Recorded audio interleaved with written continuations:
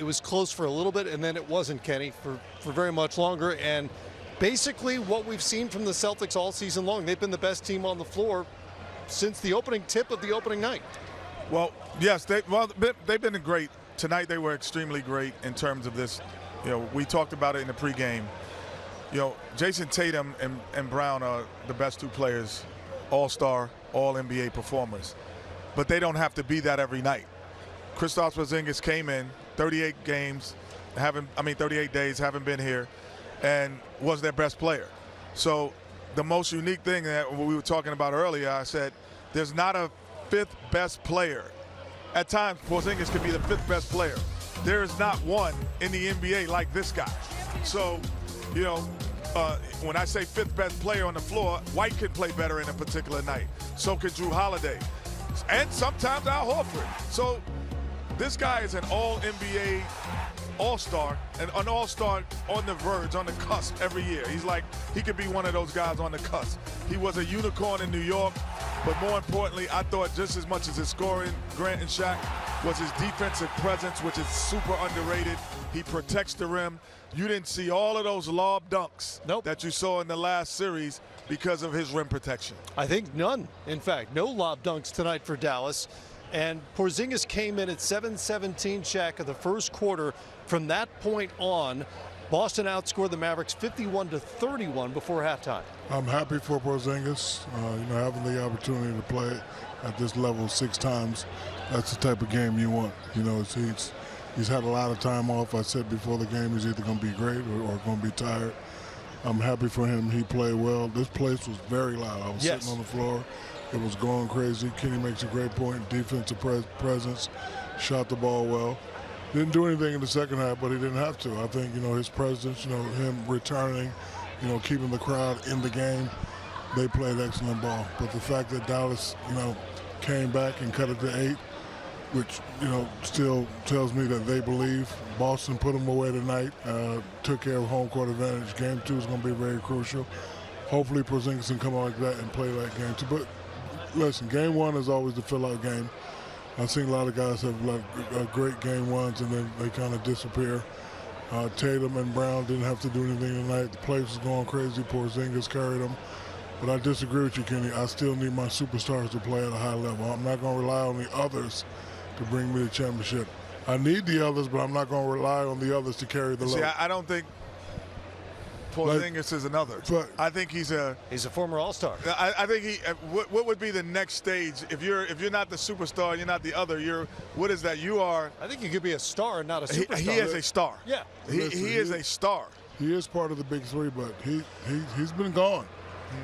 The way he played tonight, if he can give me 2 or 3 more games like that, yes. But you know, they use him very well. He played at a high level. I'm happy for him, but we agree like we disagree. Like, I need my superstar to play well. When y'all beat us, Akeem still averaged 30, and you had 7 threes. Not Akeem had 15 and you had 7 threes. Akeem still had 30 and you had 7 threes. So I still need my superstars to have dominant performances. Well put. Had 18 of his 20 in the first half. And Grant, maybe as important as anything that happened here tonight is he came through it apparently unscathed and healthy. When he went for the chase down block on, I think that was Josh Green, I think there are a lot of folks thinking here, oh, don't do that. You're hitting shots. Don't test it that way.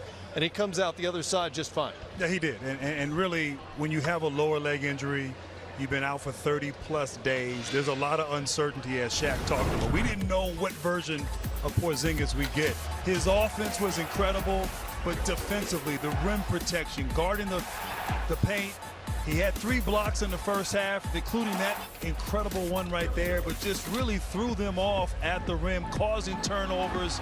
His presence defensively was just as impressive as his presence on the offensive end. And I just love, look, I agree with both of you. I think, first of all, your stars, particularly on the road. You know, at home, your superstars don't have to necessarily bring it. Your complementary players can play great. Porzingis was that guy. The awareness that he was hot and continuing to feed him shows this team and how successful. But on the road, you know, Tatum and Brown are going to have to be big. And I know we're getting ahead of ourselves games 3 and 4, but at some point they're going to have big moments. if Boston is going to win this No, series. you're the only one getting ahead of yourself. And you know what I love about Porzingis today? He seized the moment.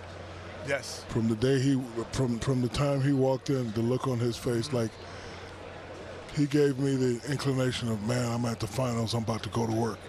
I haven't played in 30 days. As soon as I get it, I'm gonna do this today. He seized the moment. A lot of guys just enjoy the moment, but the ones that know and realize, doesn't matter if you have a good team, it's not for sure that you're gonna be here every year.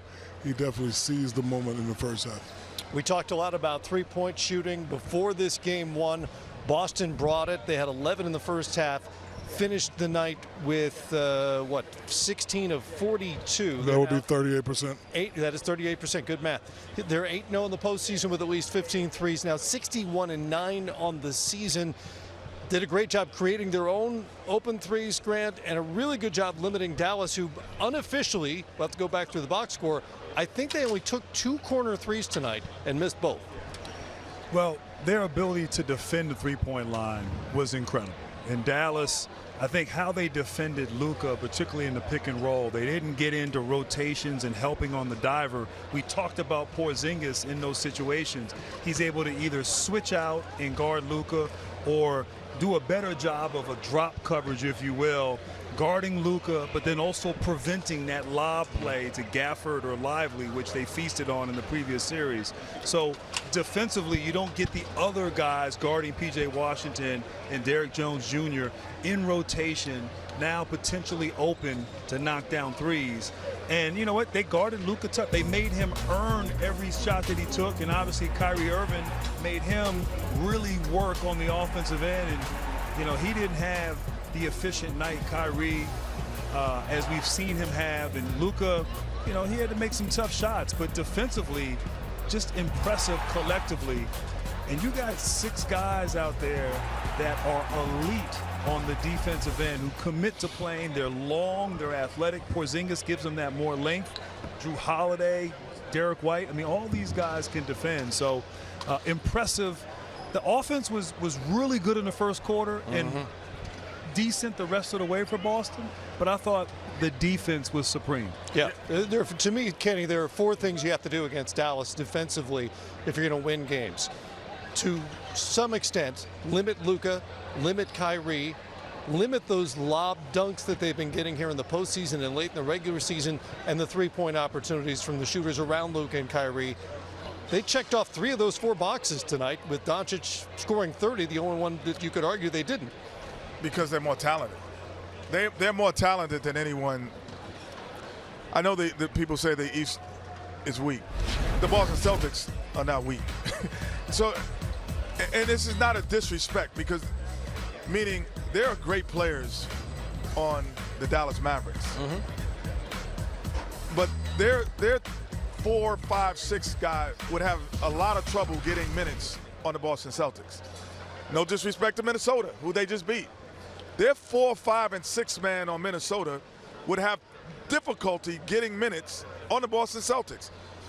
Any other team, yeah. But the Boston Celtics, they would not play over Al Horford, Porzingis, White, and or Drew Holiday.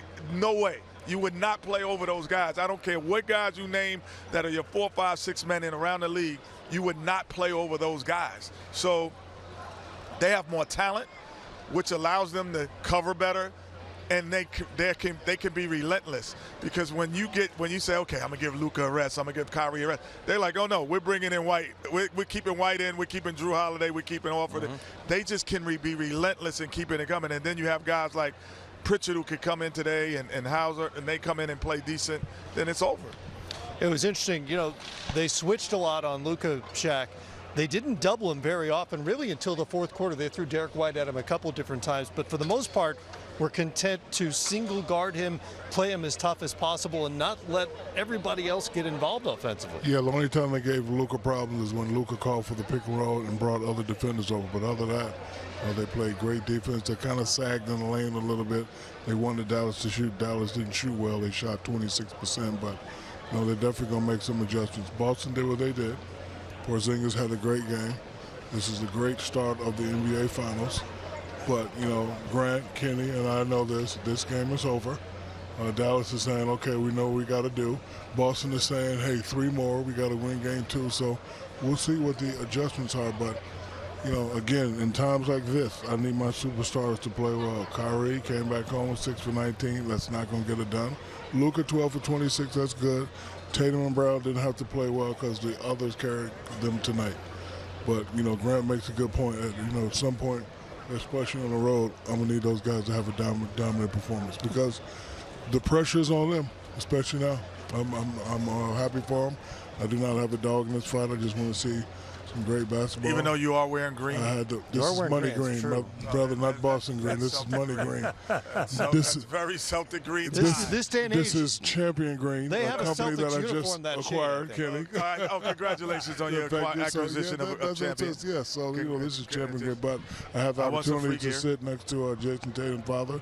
He's one of us, I must say. I'm not going to talk about our conversation, but Justin Tatum. Yeah, he's a basketball aficionado. I covered him in college. And he loves, and he loves how we, critique his son.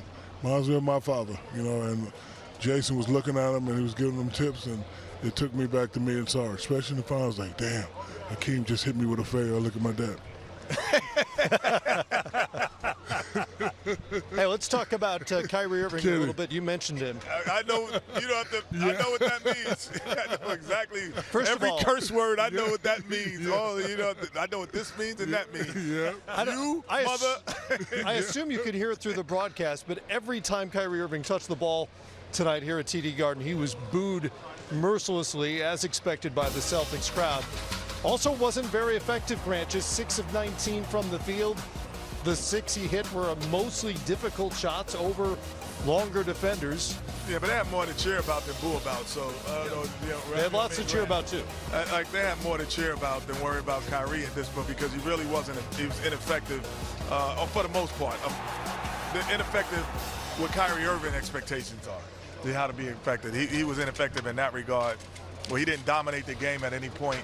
But they did cut it to 8.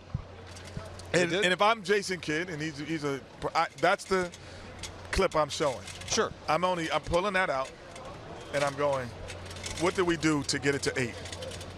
Defensive intensity picked up early. And we're going to show those highlights because, in the finals, you don't want any doubt. I never would watch me miss a shot in the finals. I would never turn it over. Show me everything positive so I can have that and bring it into the next game. And in fairness to Dallas, they got blown out in game 1 in the first round at the Clippers.